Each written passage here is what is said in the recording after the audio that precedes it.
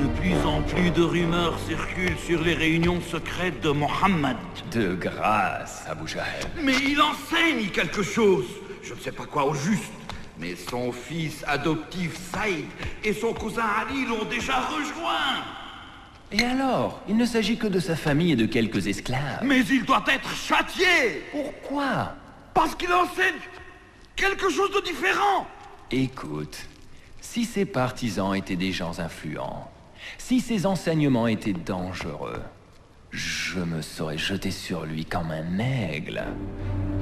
Mais ce n'est que Mohammed, Abu Jahl. Al-Amin, l'honnête.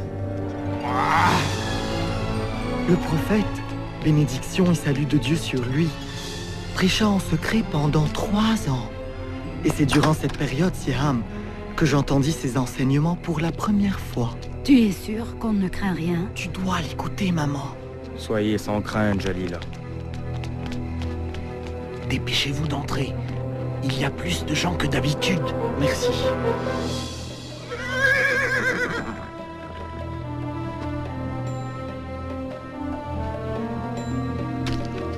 Où vas-tu comme ça tous les soirs? Je vais écouter le prophète de Dieu. Quel bonheur que celui d'écouter les enseignements de l'islam de la bouche du messager de Dieu. Bénédiction et salut de Dieu sur lui. Il nous a offert les plus belles paroles que nous ayons jamais entendues. C'était la révélation du Coran. Il nous a appris que les dieux de la Mecque n'étaient que des pierres, qu'il n'y avait qu'un seul Dieu, celui d'Abraham, de Moïse et de Jésus, que nous devions renoncer à tout pour lui, qu'aux yeux de Dieu, il n'y avait aucune différence entre riches et pauvres, esclaves et libres, et que nous étions tous égaux. Il nous a dit, « Ô humains, nous vous avons créés à partir d'un mâle et d'une femelle, et nous avons fait de vous des peuples et des tribus, afin que vous vous connaissiez entre vous. Le plus noble d'entre vous pour Dieu est le plus pieux, que les femmes étaient les créatures de Dieu, et qu'il fallait les respecter au même titre que les hommes, que la terre était un don de Dieu, et qu'il fallait la préserver, que chacun serait jugé selon ses actes. Nombreux sont ceux qui se convertirent cette nuit, en prononçant une simple phrase. Il n'y a de Dieu que Dieu, et Mohammed est son messager.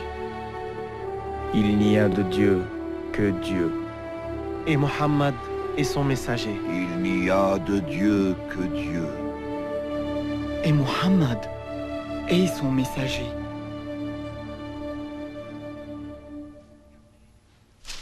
Tu ne vas pas le croire, Amhal. Il dit que tous les hommes sont égaux devant Dieu. Il faut que tu m'emmènes le voir. Je savais que tu allais réaliser le danger que représentent ces enseignements. Bien sûr, je comprends. Il faut l'arrêter. Vous ne pouvez pas arrêter, Mohammed. Quoi? Bilal, reviens. Tu seras fouetté. Ils peuvent fouetter mon corps, mais pas mon âme. Très bien. Alors, laisse ton âme là-bas, mais ramène ton corps ici. Que sais-tu, toi, de Mohammed? Je sais que c'est un prophète. Prophète? Tu entends? Ça se propage comme une traînée de poudre. Les dieux te puniront pour ce que tu dis, Bilal. Mohammed dit que vos dieux sont sans pouvoir. Hein? Sans pouvoir? Sans pouvoir, me dit-il. Un esclave ose me dire que les dieux sont sans pouvoir. Vous croyez toujours que les enseignements de Mohammed sont inoffensifs? Notre neveu se moque de nos dieux, Abu Talib? Nous aussi, croyons en un Dieu tout-puissant. Oui, mais nous ne disons pas que les autres ne valent rien. Mais il est inoffensif. Ceux qui l'écoutent sont seulement les pauvres et les faibles. Ils ne sont pas les seuls. Ils ont été rejoints par Abu Bakr. Et oui, son meilleur ami nous a abandonnés et l'a rejoint. Mais ce n'est qu'un seul homme. Non! C'est l'étincelle qui menace de tout embraser. Et il faut l'éteindre. Oui. Si les les enseignements de Mohammed deviennent populaires et les dieux sont abolis, il n'y aura plus de pèlerins. Et sans pèlerins, nous n'existerons plus.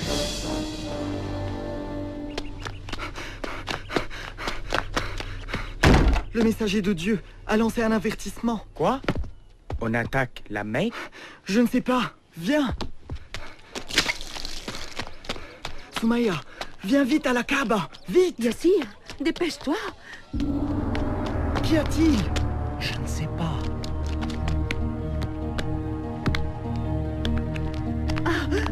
Le voilà. Allez, monte!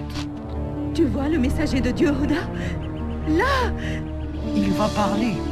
À ce moment-là, le prophète, bénédiction et salut de Dieu sur lui, dit: Ô habitants de la Mecque, si je vous dis qu'une armée se cache derrière cette colline, prête à vous attaquer, me croirez-vous? Nous croyons tout ce que tu dis, Mohammed. Tu as toujours dit la vérité.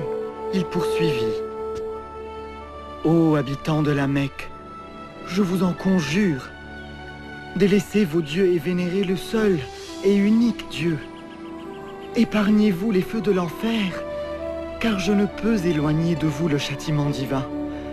Je suis celui qui voit l'ennemi s'approcher et qui, pour le salut de son peuple, court le mettre en garde contre l'imminence du danger. Notre neveu est en train de se moquer de nous. Arrête-le, Abu Talib. Au diable, Mohammed. Tu nous as convoqués pour ça. C'est merveilleux. Tu crois cet homme? Oh oui, toutes ces paroles. Il descend la colline. Allons le rejoindre. Tu as trahi la Mecque. Tu as trahi la Mecque. Nous vous protégerons, ô messager de Dieu. Comment oses-tu insulter les dieux? Quitte la ville. Joignez vos bras. Ne les laissez pas attaquer le prophète. Restez ensemble. Empêchez-les de passer. Tu ne peux pas faire ça, Bilal. Si le messager de Dieu ne prêche plus dans la clandestinité, je ne le suivrai plus en secret. Qu'est-ce qui se passe ici? Attends, ne me dis pas. Mon esclave se serait-il converti à l'islam? Mon corps peut t'appartenir, mais mon âme... Laisse-moi deviner. Tu crois que ton âme est libre? Non. Mon âme est aussi esclave, mais pas à toi. À Dieu. C'est là où tu te trompes, Bilal. Tu m'appartiens en entier. Tes idées, tes pensées, ton âme, tout m'appartient. Tout m'appartient. Dis-le. Renie la religion de Mohammed. Dis que ton âme m'appartient. Dis-le, Bilal. Dis-le, Bilal. Dis-le. Il n'y a de Dieu que Dieu. Et Mohammed et son prophète. Voyons un peu ce que te dira sous la torture. Viens avec moi.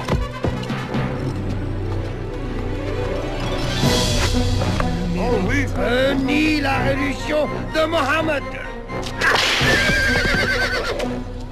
Bilal. Dieu est unique. Dieu est unique.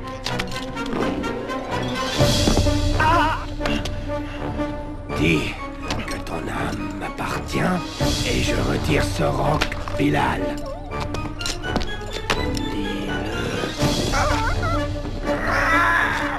Dieu est unique.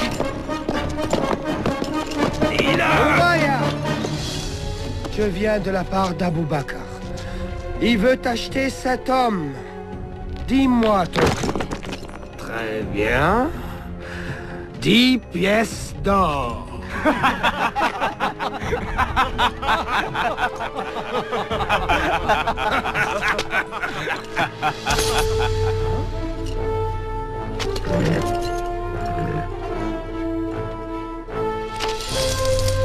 Tu crois avoir conclu un bon marché, hein?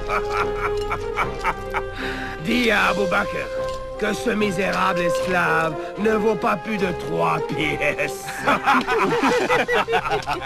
Il était prêt à en payer 100.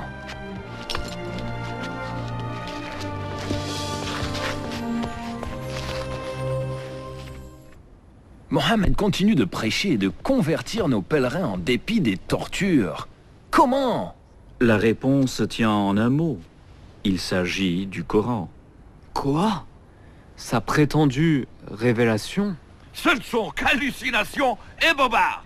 Sauf ton respect, Abu Jahl, les révélations de Mohammed ne sont ni des hallucinations, ni des bobards. Ce sont des mots puissants et simples qui ne sont pas de ce monde. Magique? C'est la seule explication raisonnable. Eh bien alors, nous devons l'empêcher d'utiliser sa prose magique contre nous. Abu Talib, nous te respectons beaucoup. Mais nous t'avons demandé maintes fois d'arrêter les prêches de ton neveu. Mais tu n'as rien fait. Il menace la paix à la Mecque. Quelques années auparavant, il avait réinstauré la paix à la Mecque. À l'époque, tu avais loué sa sagesse, Abu Jahl. Vous vous rappelez le temps où on faisait reconstruire la Kaaba? Nous nous battions pour voir qui poserait la pierre noire. Mais Mohammed est venu et... Il faut que tu comprennes. Abu Jahl, Arrête-le, ou quelqu'un d'autre le fera. dehors! Tu veux provoquer la zizanie au sein de Quraysh? Sors!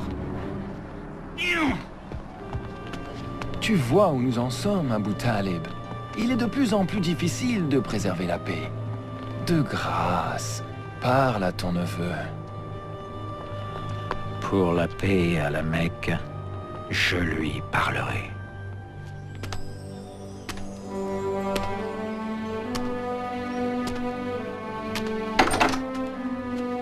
Mohammed, ferme la porte et entre. Viens, assieds-toi. Mon cher neveu, Quraysh, demande que tu arrêtes de prêcher. Si tu ne le fais pas, je crains de ne pouvoir te protéger. Je suis vieux, Mohammed. Je ne peux combattre ces gens, ma famille, ma propre tribu. Des gens que nous avons connus toute notre vie. Tes enseignements sont-ils importants, Mohammed, au point de devoir y laisser nos deux vies et de mettre la ville à feu et à sang? Au nom de la paix à la Mecque, arrête de prêcher. Ces propos attristèrent Mohammed. Bénédiction et salut de Dieu sur lui. Mais il répondit: devrait-on me mettre le soleil dans la main droite et la lune dans la gauche? Je n'arrêterai pas de prêcher. Je continuerai jusqu'à ce que la parole de Dieu prévale. Dussé-je y laisser mon âme?